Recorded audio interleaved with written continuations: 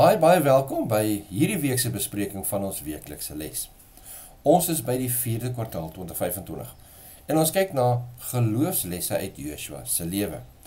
Ons is by les 2 vir 4 tot 10 Oktober en die tema is verras deur genade.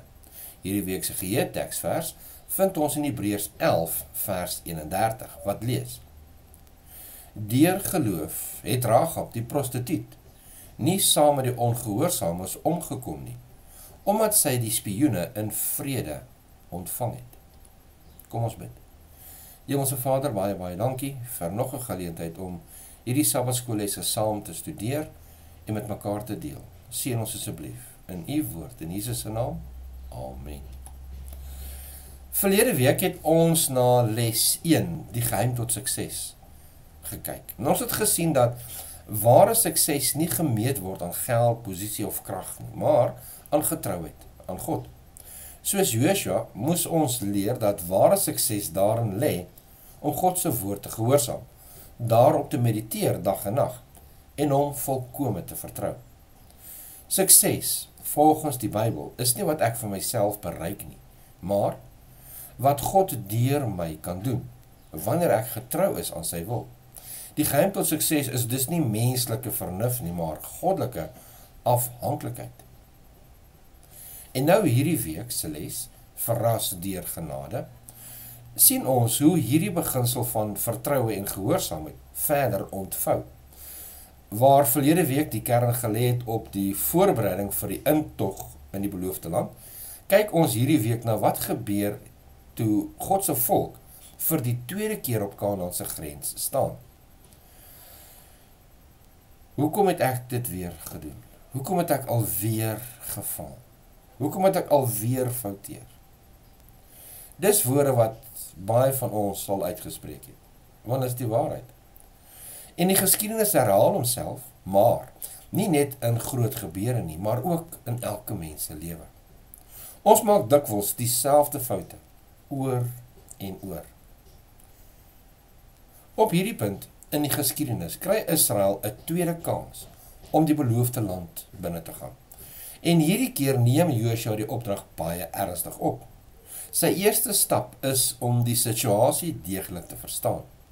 Daarom stuur hy 2 verkenners uit om die land te ondersoek, om te kyk na die verdedigingsstelsel, die militêre gereedheid, die watervoorraad en ook die gesindheid van die Kanaaniete teenoor 'n moontlike inval.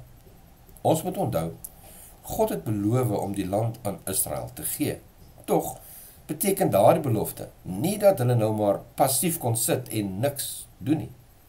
Geloof in God beteken nie dat menslike verantwoordelikheid opgehef word nie. Die volk moes steeds optree, beplan en gehoorsaam wees, net soos ons vandag. Israel bevind hulle dus vir die tweede keer aan die grens van Kanaan. Die volk is vol verwagting, maar ook herinnering. Herinnering aan hulle geskiedenis, toe hulle ouers op presies dieselfde punt gestaan het, en weens ongeloof misluk het om die land in besit te neem. Hierdie week se les neem ons dus terug na 2 aangrypende verhale in die boek Joshua. Verhale wat nie net vir Israel betekenis gehad het nie, maar ook vir ons vandag. Want te midde van die volk se geskiedenis, hulle mislukkings en tweede kanse, ontdek ons iets besonders. God se genade bly altyd groter as ons foute. God verras sy kinders steeds, nie met oordeel nie, maar met genade.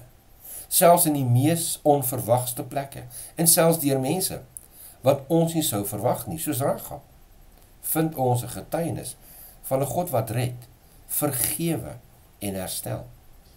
Wanneer ons dan hierdie week se les bestudeer, laat ons oplet hoe God se genade nie net vir Israel gewerk het nie, maar ook vir gewone mense, soos Rahab, en vandag nog vir elkeen van ons.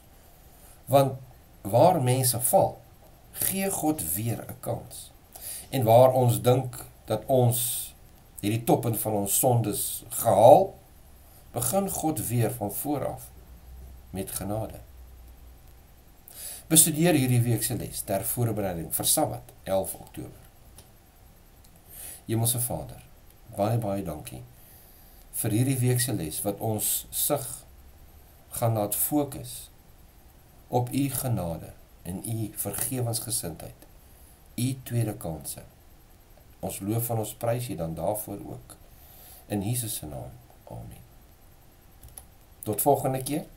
God se ryke seën.